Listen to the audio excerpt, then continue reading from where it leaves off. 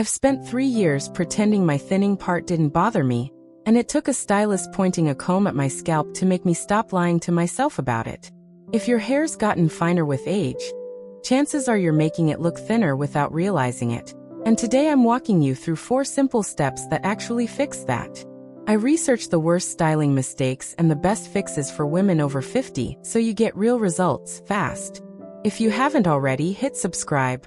I cover this every week. Part 1. The part that's making you look thinner. Most women think their part just is what it is once their hair thins, but here's the part nobody explains.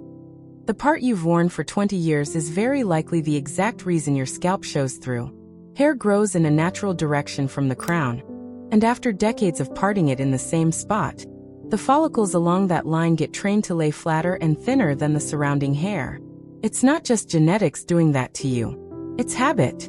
Rosalind, one of the women I talked to most about this, told me she'd stand under bathroom light every morning convinced her hair had gotten worse overnight. It hadn't gotten worse. It was just being asked to do the same flattening work in the same spot every single day, with nothing to interrupt the pattern. The fix is what stylists call a micro-zigzag part, and it's genuinely one of the simplest changes you can make. Instead of a clean, straight line from front to back, you use the tail of a comb to create a small, jagged zigzag along the part line, moving in tiny half-inch increments left and right rather than one continuous stroke. This does 2 things at once. First, it breaks up the single visible line of scalp that a straight part creates, scattering the visual gap into small segments the eye reads as texture instead of thinness.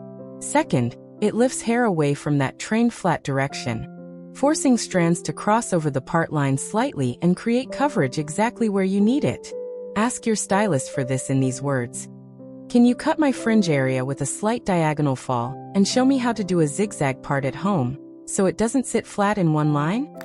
That phrasing matters because a lot of stylists will assume you just want your part moved over, which doesn't solve the underlying problem. The zigzag technique is what actually addresses the flattened follicle pattern. The result shows up faster than you'd expect. Rosalind said the first time she tried it, her daughter asked if she'd started using a new shampoo, because the top of her head suddenly looked fuller, without anything else changing. That's the tell. When someone notices volume before they notice you did anything differently, you know the fix is working the way it's supposed to. There's a second layer to this that most tutorials skip. Once a week, move the entire zigzag zone slightly, not the whole part, just the starting point by about a 1/4 inch, so the same follicles aren't being asked to bend the same direction every single day. This is the part your hair actually needs to recover volume, not just hide the lack of it. Before, Rosalind's part sat in one severe straight line with scalp visibly showing through from every angle in the room. After the zigzag technique and the weekly shift, the same part reads as soft, textured, and full. No visible line, no scalp shine, just natural-looking density. That's the swap. Rigid straight part out. Soft rotating zigzag in. But the part is only step 1, and honestly, it's the step most women get right eventually on their own. The next mistake is something almost every woman with fine hair does daily without realizing it's actively working against her. And it involves the very product she probably reaches for first. Part 2. The product weighing you down without you knowing. Here's something that surprises almost every woman I talk to about fine hair. The heavier, richer feeling conditioner you reach for because it feels more nourishing is very likely the single biggest reason your hair looks flat by noon. Fine hair strands have a smaller diameter than thicker hair, which means they physically can't carry the same weight of product before they collapse under it. You're not doing anything wrong with your intentions. You've just been handed the wrong instructions for your specific hair type. Colette, a woman I've swapped notes with for months now, told me she used to condition from root to tip every single wash because that's what she'd always done, and she couldn't understand why her hair looked tired within a few hours of leaving the house. She wasn't tired. Her hair was carrying a weight it wasn't built for. The fix is what's called root isolation conditioning, and once you know it, you'll never condition the old way again. You apply conditioner starting 2 inches below the scalp, working it only through the mid-lengths and ends, and you leave the roots completely untouched. The roots don't need conditioning in the same way the ends do. They're the newest hair, least damaged, closest to your natural oil production. The ends are older, drier, and need the moisture. By splitting the treatment this way, you give your ends what they need without ever adding weight to the area that's holding your volume up. This is exactly the language to use with your stylist or when picking new products. I want a lightweight, root-lifting conditioner, and I want to learn how to apply it only from mid-length down so my roots stay lifted. That phrase, root lifting, specifically points you toward formulas built for fine hair rather than the richer moisturizing lines marketed at damaged or coarse hair. Completely different problem, completely different product family. The change in how your hair holds up through the day is almost immediate. Colette said within a week, she noticed her hair still had lift at 4 in the afternoon. Something she said hadn't happened since her 30s. That's the marker to watch for, not how your hair looks fresh out of the shower, but how it looks 8 hours later.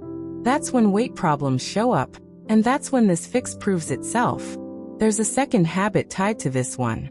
When you towel dry, resist the urge to rub vigorously at the roots. That motion pushes product and moisture right back up into the area you just worked to keep light.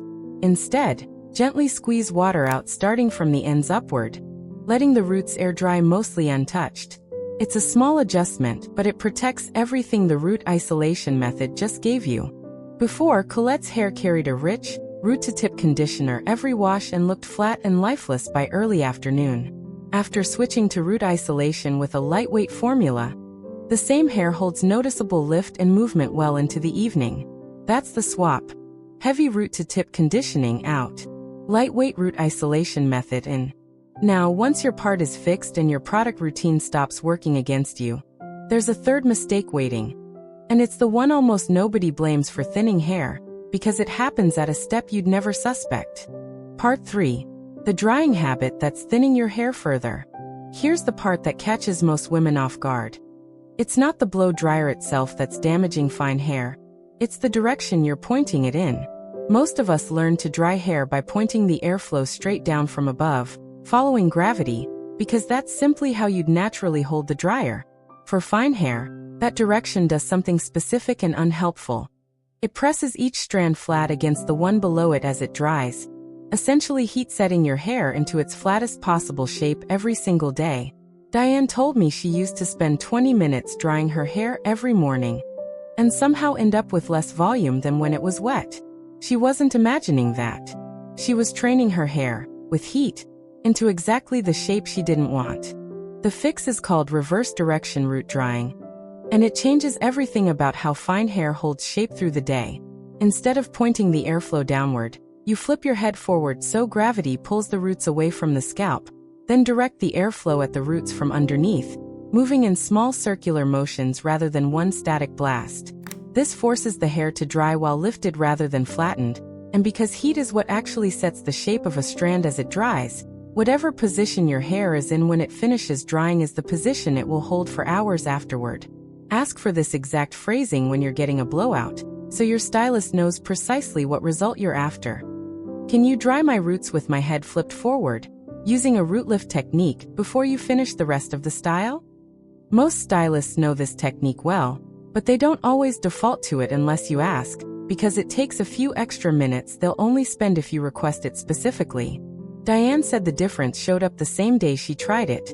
Her husband, who she said had genuinely never once commented on her hair in 30 years of marriage, asked if she'd done something new. That's the kind of result this fix produces.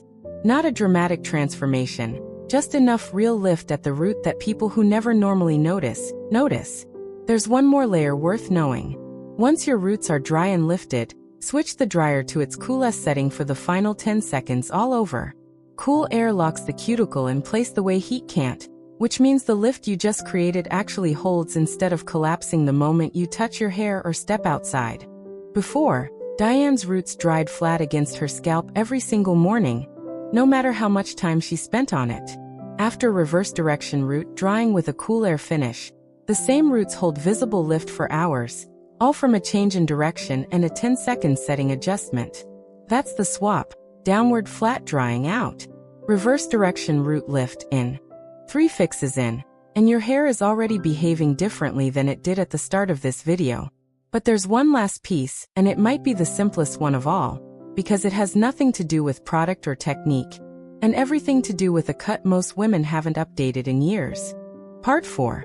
The cut that's actually working against your fine hair.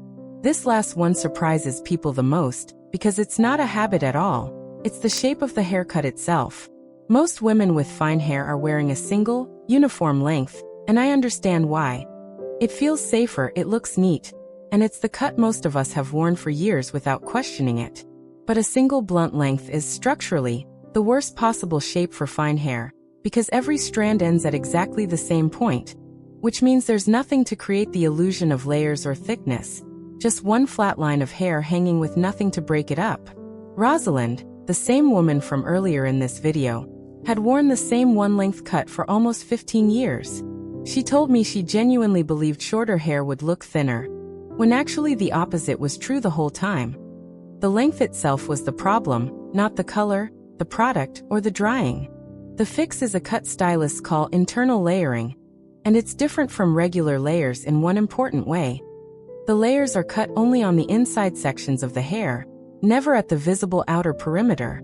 This means the outline of your haircut stays exactly the same length and shape you're used to, but underneath, shorter internal pieces create actual physical volume that pushes the outer layer up and out, giving the entire head of hair dimension instead of one flat sheet. Here's the exact request to bring to your next appointment. I want internal layering only, no visible layers at the perimeter, cut to add lift and movement without changing my overall length.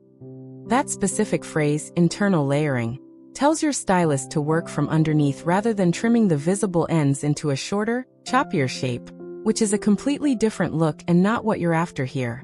Rosalind said the first time she saw the result in the mirror, she actually asked her stylist if she'd colored it differently, because the added dimension made her hair red as richer and fuller, even though not a single thing about the color had changed.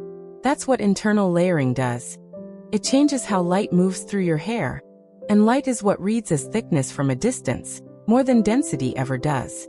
One more detail worth knowing. Ask your stylist to keep the internal layers no shorter than shoulder length, even if your overall hair is longer. Layers cut too short create separation that looks choppy on fine hair instead of full. The goal is subtle lift, not visible distinct pieces. Before, Rosalind's one-length cut hung flat with no dimension, emphasizing exactly how fine her hair had become. After internal layering, the same length reads as full, textured, and alive, without a single inch being cut from the visible outline. That's the swap. Uniform blunt length out. Internal layering with a preserved outer shape in 4 fixes, and every single one works together. The part gives you coverage, the conditioner gives you weightlessness, the drying gives you lift, and the cut gives you dimension that lasts. None of them require anything drastic. They just require doing the small things differently than you've been taught to. You now know exactly what to change: your part, your conditioner, your drying direction, and your cut. That's not luck. That's 4 specific, repeatable techniques that actually work with the hair you have right now. Which one of these 4 are you trying first? Tell me in the comments. Next week, I'm covering the 3 colors that instantly wash out fine, mature hair, so you'll want to be here for that one. Like this video, subscribe to Timeless Wisdom Path, and I'll see you in the next one.